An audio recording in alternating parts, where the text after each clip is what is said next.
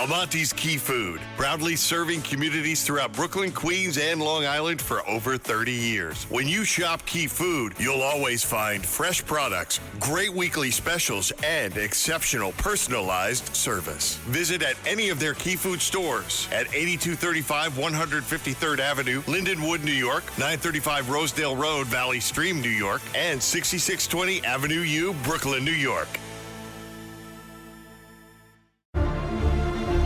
This is what everyone's talking about. Everything's on the table. This is what champions come to take.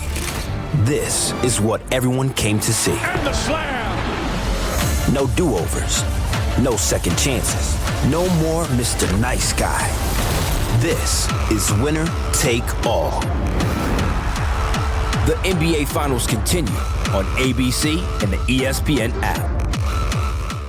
The Rev and the Rabbi on the Red Apple Podcast Network. Good morning. I'm Rabbi Joseph Potasnik. And I'm Reverend A.R. Bernard. Rev, I don't know if you've heard anything, but the Knicks are in the playoffs. I don't know if you got the news out there yet. Have I heard? Yeah, right. So, obviously, we got to discuss all the ramifications of that. But today we're privileged to have David Checketts, who was the president of the Knicks from 1990 to 1994, then became president of Madison Square Garden, 1994 to 2001. So he has a lot of information he's going to share with us. From Boston, I can tell you this. I told Mr. Checketts I've hired 2 bodyguards. I walk with security wherever I go in this city now. I've hidden all my Boston memorabilia. You know, I've tried to pick up a New York accent. So I want to keep saying. Anyway, it is a great moment. Dave Checketts, thanks so much for being with the Rev and the Rabbi. Listen, this is the honor of my life to be on this particular program with the two of you. I admire you both so much, and I don't even wince at all the ribbing I get from Rabbi Potasnik.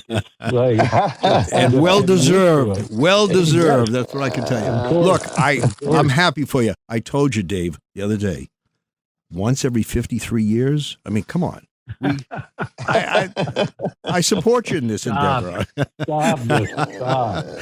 Anyway, what does it mean? The Rangers. Now, remember, the Rangers had gone 54 years when they won it in 1994. So maybe this is the charm. You know? What does it mean if you're president of Madison Square Garden? What are those responsibilities? Well, it's the president and CEO of Madison Square Garden means that you are over. In those days, it was all one company. It was all together. So I had the Knicks, the Rangers. We launched the women's team, the Liberty, in 1996. So I was over them. Then MSG Network, the regional television sports network, and then the arena itself. And then, all of the other theaters that we were trying to buy in those days. In 1997, we bought Radio City Music Hall. We renovated it and brought it right back to 1932 with improved sound and lights and made it beautiful again. And that's part of the MSG family now too. Yeah. Wow.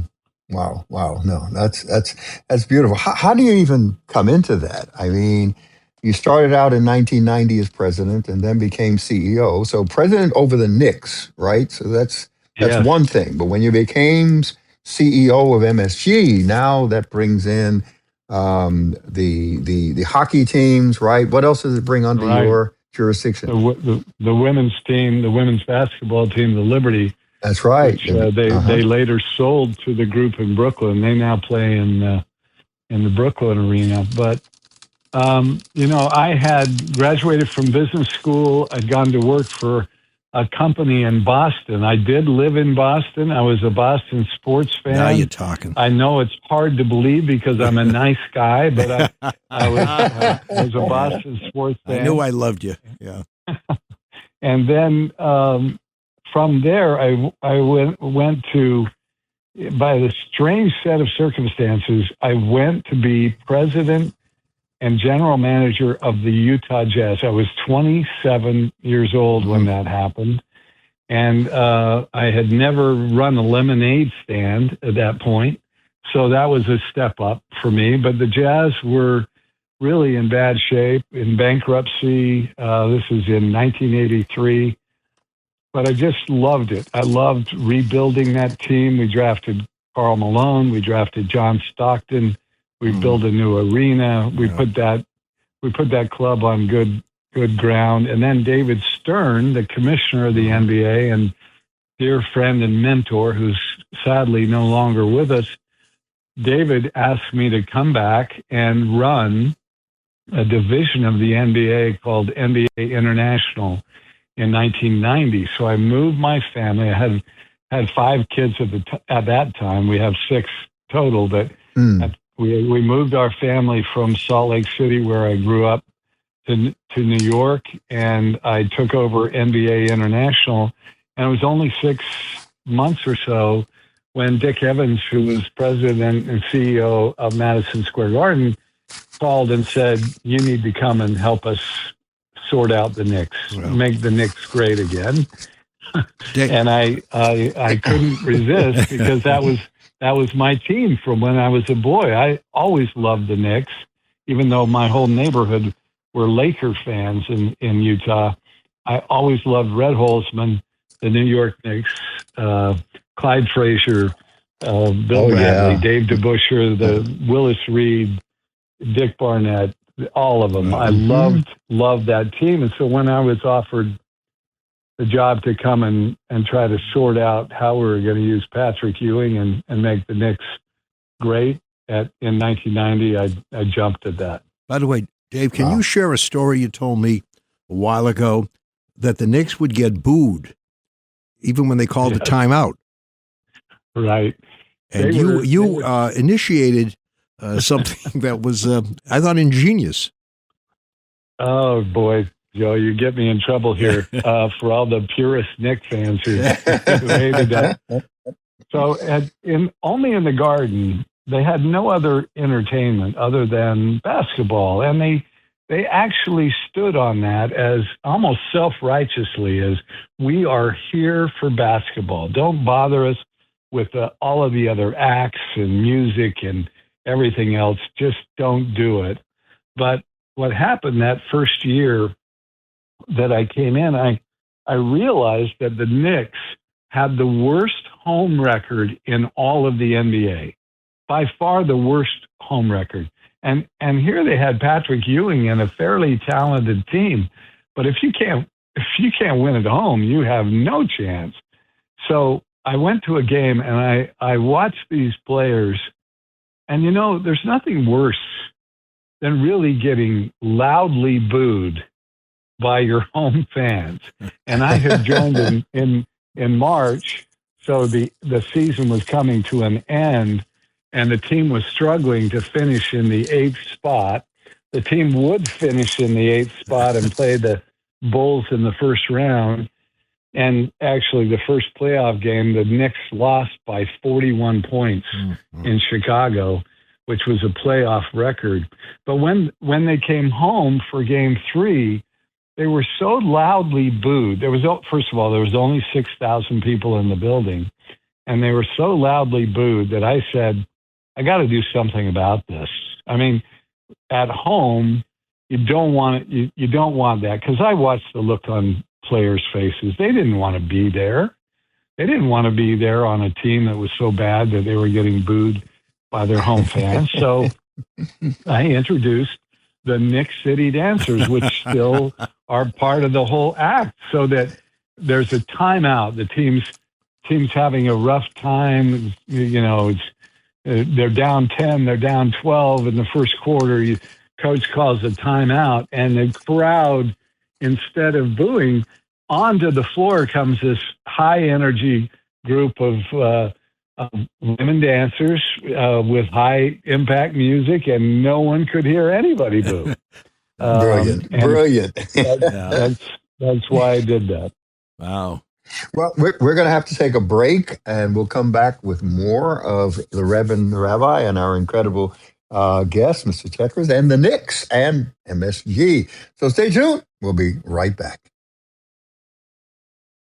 Let me tell you about ProHealthConnect.com. It's transforming healthcare payments, providing retailers a seamless process for over-the-counter and healthy benefit programs. By connecting retailers, health plans, and payment processors, ProHealth Connect creates one powerful, unified network. They empower independent grocers and pharmacies to accept health benefit cards without changing how they do business. With over 10,000 locations nationwide, helping more than 1.3 million people access the care and nutrition they need. Go to ProHealthConnect.com. I wrote a little song to remind you, Choice Hotels get you more of the experiences you value. The Cambria Hotel's got it all. A rooftop bar, have a ball. Bring a date, your squad, or even your mom. Book direct at choicehotels.com.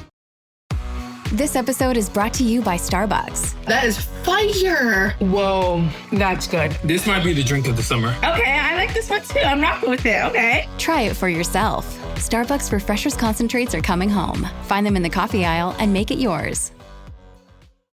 Hey, I like your new RAV4. Thanks, yours too. What does RAV stand for anyway? To me, it's the Remarkably Advanced Vehicle. Really? To me, it's the Runway Approved Vehicle for its amazing style. What about Remarkably Adaptable Vehicle because of its versatile cargo space? Or Really Admired Vehicle? Oh, or Really Awesome Vehicle. It really is the recreational activity vehicle. The stylish 2026 Toyota RAV4 Limited. What's your RAV4? Welcome back. I'm Rabbi Joseph Potasnik. And I'm Reverend A.R. Bernard. And we are speaking with Dave Checketts, President and CEO of Madison Square Garden, 1994 to 2001, President of the Knicks, 1990 to 1994, and obviously talking about New York Knicks fever and the history of the organization. Rev? Yeah, no, I'm just fascinated. Of course, the doing everything you can to deal with the booing that went on. But you have stories that go back with individual players. Share some of those stories with us.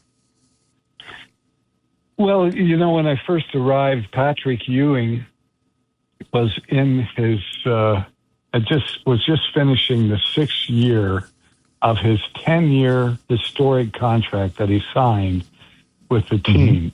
And he was drafted in 1985, the first player picked in the draft, this 7'2" massive human from Georgetown. And of course, for anywhere that Patrick went, you would expect that team would compete for a championship. But the Knicks, over 6 years, really had never even advanced in the NBA playoffs. The furthest they'd gotten in Patrick's 6 years was to the semifinals of the Eastern Conference. And no matter who they put around him, they couldn't settle on a coach. So Patrick, in his 6 seasons, had 6 different coaches and 4 different general managers. And when Dick Evans asked me to come, I said, well, we're going to stop right there. We are not going to let that happen because the lack of continuity, of knowing who you play for, of knowing who you play with, that just creates all kinds of a lack of performance and people to blame and people to point fingers. And if players know that their coach is going to get fired anyway, they have long-term contracts, so they don't think anything of just saying, we're not going to listen to him. And so Patrick was in that state. And after 6 years, his agent had negotiated a clause that if Patrick was not in one of the 4 highest paid players in the NBA, he could escape and become an unrestricted free agent. And that would have just killed the franchise. So that's when I was joining. He was coming up on this clause. So I immediately started meeting with him as often as I could, and he would bring his lovely wife in.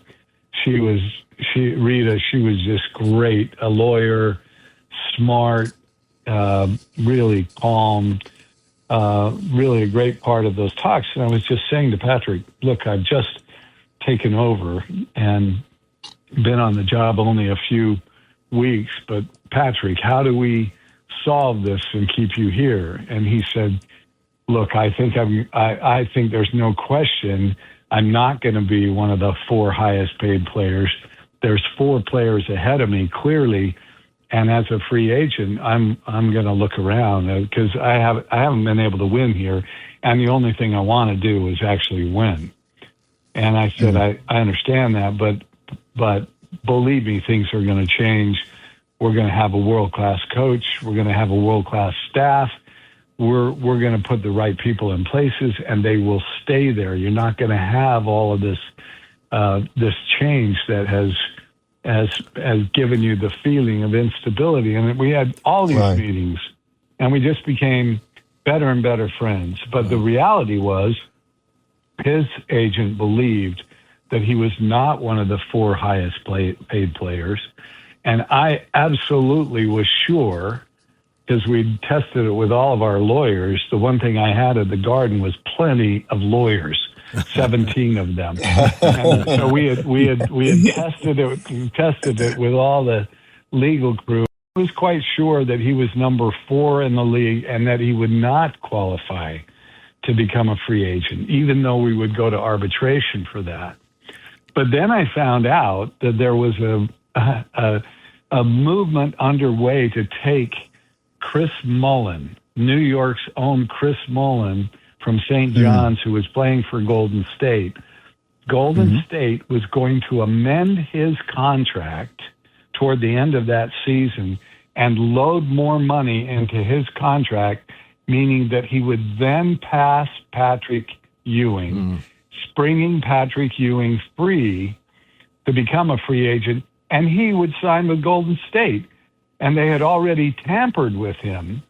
Golden State had already tampered with him and offered him this very expensive contract. I found out about that, and I went after the owners of Golden State. I called them and I said, I know all about your plot.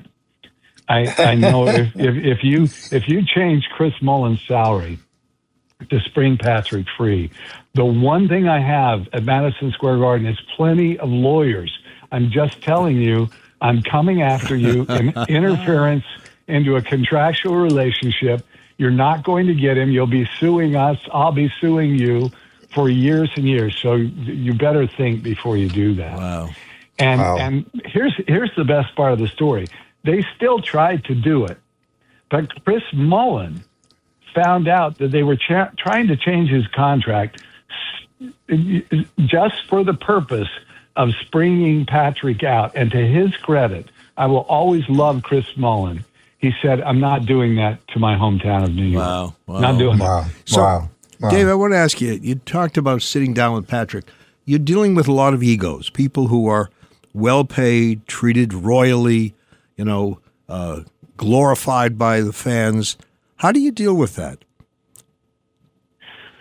Well, yeah, look, to be that talented and that accomplished, to get into the NBA and be one of the best players in the world, there are some real egos, not just with players, but with coaches and general managers. And, everybody has an ego of some kind, but the players, some of them are really very, very difficult. I was lucky in Utah that I had John Stockton and Karl Malone because they were both from small towns. They both were very humble. They both were happy to play in Salt Lake for their whole careers, 20 years. And when I came to New York, I found Patrick to be amazingly humble and kind in our meetings. And, he didn't like the fact that we won the arbitration and that kept him restricted to that 10-year massive contract. But I still added on to his contract a couple of very big compensation years because I just felt like he was so valuable to us. And we became the closest of friends. And still, I can count on this, every Father's Day, first thing in the morning, I'm getting a note from Patrick Ewing that says Happy Father's Day. He will send me a personal note every year because over that time we just grew so close. So I think sometimes a big ego, Joe, is just a cover for the insecurity of, I'm not sure I deserve all of this. Right. And the worst kind of egos are those that are the most afraid. But I feel like with the Knicks, Charles Oakley, Patrick Ewing, John Starks, Latrell Sprewell, Allen Houston, Charlie Ward, these were Anthony Mason. These were great, great players. And for the most part, they could leave their ego at the door. And in that locker room, they were part of a great team. Wow. We didn't even get a chance to talk about this current season that the Knicks are in and the excitement here. And do you have time to hang around for another segment? Of course, sure. And by the way, Rev, the other thing I want to touch with Dave is his incredible love for his faith. He's a person of deep faith, and that's something that really should be stressed as well. Excellent. Stay tuned. We're going to be back with more of The Rev and the Rabbi right here on Red Apple Radio Networks.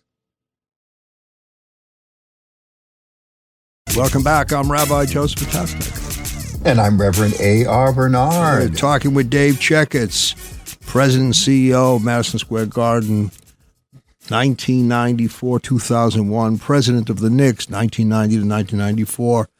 And, it's Knicksomania in New York, Dave, as you well know, and I'm sure in other places as well. It's an incredible atmosphere, and it's very healthy for the city. Yes.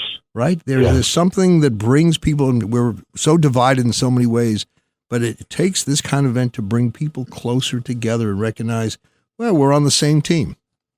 Talk about that, Dave. Well, the Knicks fans are the greatest fans, and actually Knicks fans are different than any other New York team because I feel like... Boy, is that true. Is that true. Go ahead. No, I feel like basketball is the sport of choice in many ways for the city. I do think, look, when the Rangers won the Cup in '94, that was just an amazing time. But basketball really is the heartbeat of the city, and all those playgrounds and all those playground legends and the game is a city game. It really, really is. And so it is fun to see them celebrating. And that actually is my only regret. I feel like I had a great almost 11 years at the Garden with the Knicks and then as CEO. But my one regret is we couldn't quite get there. In '94, we were a better team, I thought, than the Houston Rockets. And it went to 7 games, and it was one shot, one way or the other, all the way to 7 games, and we ended up losing at the end, and it was devastating to us because to get that close to grabbing that trophy and not be able to get it was, well, that was devastating. But it's the city game, and these are great fans, and I hope they can just enjoy this. And I really, really hope the Knicks can deliver. Do you think the momentum is different this time around? I'm excited the fact that, we're talking about the beginning games on the road, because that's always a challenge. Yeah. Can the Knicks win on the road? And they've been doing it. Yeah. Do you think the momentum is different this time? Yes, because there's actually a belief that, the Knicks are on some kind of tear. They've won 12 or 13 in a row in the playoffs. It's never happened before. And so people not only believe, but they believe in the Knicks, but they believe they can actually reach out and grab the cup now, as Joe says affectionately, for the first time in 53 years. Affectionately, yeah. Dave, I've been with you, New York, Salt Lake City. I really have a loving friendship with you, and I admire your love for your faith. You're a proud member of the Church of Latter-day Saints. Talk about that. Talk about that journey. Well, I grew up just outside Salt Lake City, Utah, in a little town called Bountiful, Utah. My folks met after World War II. My dad was a World War II Marine. He was in Guadalcanal. He was in Iwo Jima. He was in Okinawa. He had a really tough battle at that point in his life. He came home and met my mom. He had seen my mom in a picture while he was on Okinawa with another guy who was married to a woman, and he pulled out his wallet to show him, my dad, a picture of his wife, and standing next to his wife was this lovely girl, and my dad said, "Who's that?" And this soldier said, "Oh, that's her sister, but don't get any ideas of, you're nothing good enough for her. She's like a beast." And finally, my dad started writing. They married a year after he came home in 1946. They had 5 kids, and our lives revolved around our small community, our family, and our church. And so the Church of the Latter-day Saints, Church of Jesus Christ of Latter-day Saints, was our church, and I was raised in it, and I had such wonderful tutors and mentors and examples. I served as a missionary for the church. When I was 19 years old, I was called to serve in the worst parts of East Los Angeles. I mean, we had to be in our apartment by 6 p.m. because the gang violence was so bad. And meanwhile, I was walking around in a white shirt and tie, this gangly 19-year-old, teaching people about the Bible and the advent of Jesus Christ and his ministry and his gift to us, his atoning sacrifice, his resurrection. I just gained such a strong witness that I wanted to become a disciple of his. And I've been all these years, I'm now 70, and I'm happy to say I have remained devoted, as has my family, to the church, so much so that Deb, my wife, and I were called to go to London and live for 3 years, 2018 to 2021, and supervise the efforts of 700 missionaries in the greater London area who were from 54 different countries. And it was one of the great experiences of our lives. So I couldn't be more grateful for our faith. So tell us, what's the retention power? Because when you think about how do we measure the strength of a church and its influence, I like to look at its retention of people, because sometimes, people grow up in a faith and then venture off in other directions. But there's a retaining power. What is it that you experience personally? I really think it's an emphasis on the family. The family is the unit that God ordained for children to be raised in, and families are all different. We know that. Some are single parent families and other kinds of families that come together, but being with loved ones and being with loved ones who have similar faith and strengthening each other is really, it has a permanence, a feeling to it. And then, of course, we build temples all over the world, taking away from Rabbi Potasnik and his great traditions of the Jewish faith. We build temples, and in those temples, marriages are performed not just for time and eternity, or not just for time, but for time and eternity. So there's a belief in a permanence of the family and being with those that you love long after this life is over. Yeah. Dave, one of the things that I will always treasure, we at the New York Board of Rabbis, we honored you. There are others, but we honored you and Deb, and you demonstrate that you can be a person of faith, you can be a person committed to your profession, and you can succeed in both. You can treasure both.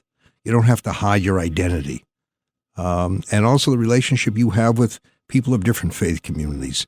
You know, as a Jew, I admire the relationship that we share.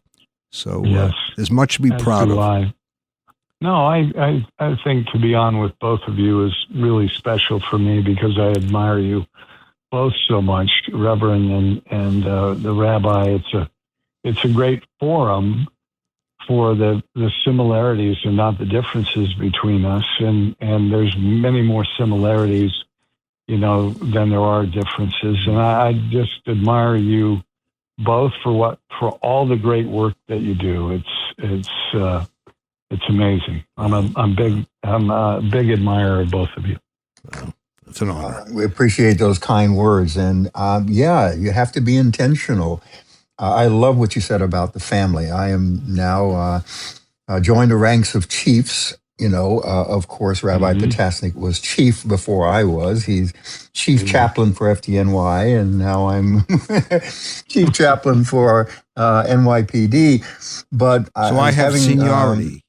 Okay. You got it. But we were talking about, I was talking to some police officers, existing chiefs actually, and I said, policing has to kick in when the moral systems fail. And the legs of the moral system in our society begins with the family, then educational system, and our houses of worship. Those are the three legs. And when those are failing, that's when policing has to kick up, because the values, the development of conscience, the formation of principles, when they're not taking place in those institutions, beginning with the family, all of a sudden, police activity has to increase to respond to that shortage. How do you respond to that? Well, I absolutely believe that has to happen. I had an older brother who sadly is not with us anymore, but he spent his career as a police officer and then an undercover drug enforcement agency or an agent for the U.S. government. And his whole existence was to make the world a better place, especially to get harmful drugs off the streets and to save people who become addicted and who need help. And so, yes, that's the way that it is. But it's in the home, it's in the family, it's with parents who care. The children learn values from a young age. My mother sat on our beds at night. There were three. I had two brothers, and she was in there every night reading to us from the Bible or the Book of Mormon. And I remember there were times where all of a sudden she stopped, and I'd look over and she was sound asleep. But I loved her with such affection. She was such a powerful part of my life, and right was right and wrong was wrong. And I was taught great principles and lots of integrity from my father, who I worked with as a teenager and preteen in his business. And I loved them. I wanted to be like them. I wanted to make them proud. And I was really very happy that my mother and father, 1946, May 8th, here Dad was in his Marine uniform, home from the war, and they went to the Salt Lake Temple in Salt Lake City, this beautiful, iconic temple, and that's where their marriage was performed. And in my mind, that meant our family would be together forever. Well, Dave Checketts, I remember somebody said to me, I learned all my values at the kitchen table, sitting around with the family, and you echo that. Dave, it's been an honor. Yeah. Reb, I don't know how to break the news to you, but I want to surprise you. Dave has given us 2 places at the playoffs.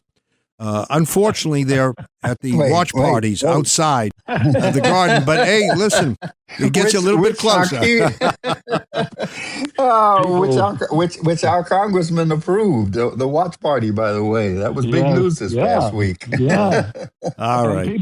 People have called me, Rabbi, to say, "Can you get us tickets?" No, I'm shocked. Really? Yeah. I have less influence than anybody you can name. Well, you have a lot of influence in many areas that we we really admire. So thank you. Thank you for all you do. Thank you for who you are. We're blessed to know you. Yeah, so absolutely. much, and ditto. God thank bless you for who you are. Yeah, thank you for being on the program. And thank you for this segment of The Rev and the Rabbi with an incredible guest. We'll be back with more. Stay tuned. Thanks for listening to The Rev and the Rabbi. You can hear The Rev and the Rabbi Sunday mornings at 7. If you like the podcast, share it with your friends and listen anytime at WABCRadio.com and download the WABC Radio app. Hit that subscribe button on all major podcast platforms. Plus, follow WABC on social on Instagram, TikTok, Facebook, and X. See you next time for a new episode so you never have to wonder. What the heck is going on here? Let Century Management Solutions get you to your next medical appointment. They specialize in non-emergency medical transportation, connecting patients to care, safety, reliability, and on time. Their advanced technology platform seamlessly coordinates patients, healthcare providers, insurers, and transportation partners all in one powerful network. With over 200 trusted transportation providers, they deliver scalable solutions backed by real-time tracking and complete transparency. Go to SENTRYMS.com.